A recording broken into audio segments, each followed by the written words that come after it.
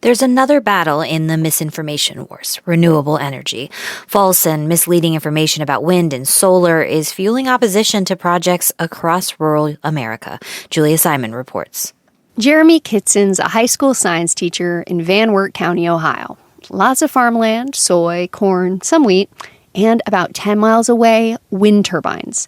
Kitson knows folks on farms near those turbines who told him, "You do not want to live under these things. They're noisy. We can't sleep. There's sleep deprivation." So around Christmas 2015, when Kitson heard Apex Clean Energy was planning to expand a project about a mile from his home, I was just like, there's got to be a way to beat them. You got to outsmart them. You got to figure out the science. You got to figure out the economic arguments.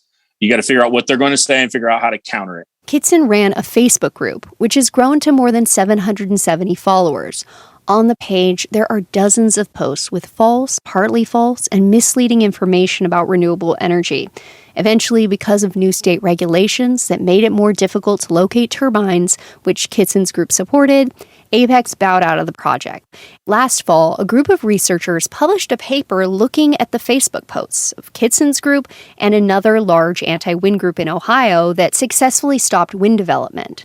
Lead author Josh Fergan of the University of Minnesota Duluth says much of the misinformation focused on health and safety. Commonly exploding turbines, right?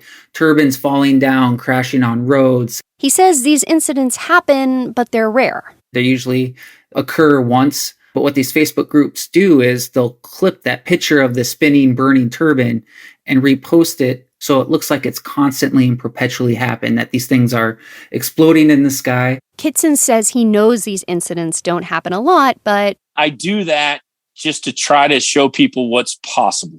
That'll pique people's interest. These posts are spreading through a network of anti-wind and anti-solar groups across the country. Some of the misinformation comes from groups with ties to the fossil fuel industry, like the Texas Public Policy Foundation. And in recent years, the false claims got a major megaphone. And they say the noise causes cancer. You tell me that one, okay? Former President Donald Trump ranted frequently about wind power at his rallies. While some peer-reviewed studies do find links between wind noise and sleep disturbance, there are no known ties to cancer. Trump also raised other anti-wind talking points. If you have a windmill anywhere near your house, congratulations. Your house just went down 75% in value.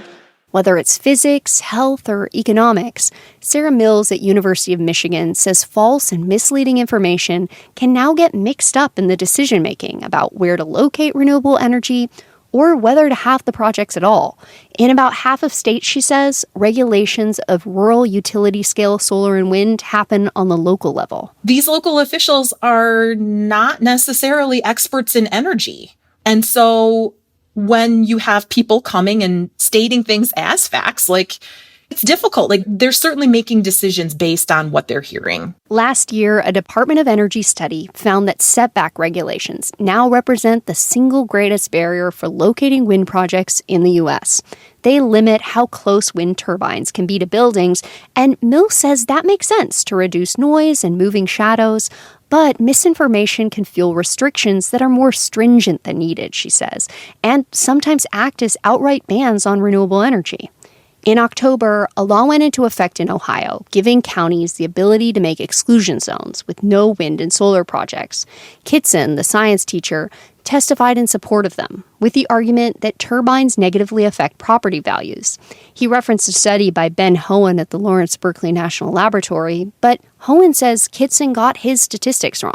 We have not found evidence of property value impacts despite studying it over multiple periods of time. Kitson's Exhibit A also featured pictures with turbines towering over homes, but Hohen says they were taken using a long focal length lens, a technique that magnifies distant objects.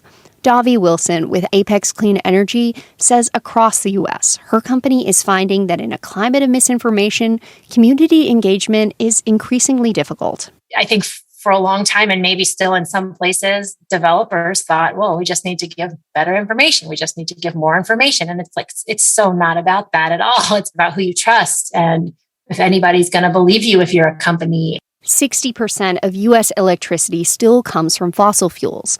Climate scientists say there's an urgent need to shift towards clean energy, a lot faster than's happening now.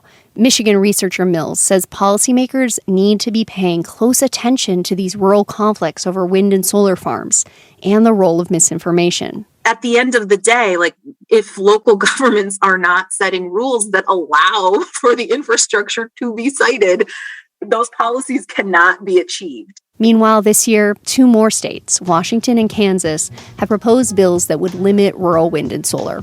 For NPR News, I'm Julia Simon.